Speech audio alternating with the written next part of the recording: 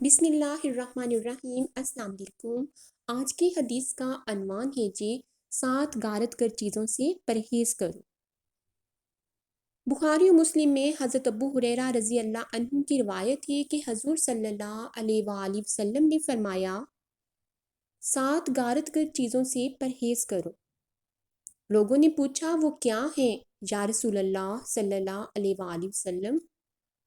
فرمایا خدا کے ساتھ کسی کو شریک کرنا، جادو، کسی ایسی جان کو ناحق قتل کرنا جسے اللہ نے حرام کیا ہے، سود کھانا، یتیم کا مال کھانا، جہاد میں دشمن کے مقابلے سے پیٹھ پھیر کر بھاگ نکلنا اور بھولی بھالی عفیف مومن عورتوں پر زنا کی تہمت لگانا۔ اللہ تعالیٰ ہمیں اس حدیث کو سمجھنے، اس پر عمل کرنے کی توفیق عطا فرمائے، آمین۔ Thanks for watching, subscribe my YouTube channel, جزاک اللہ، اللہ حافظ۔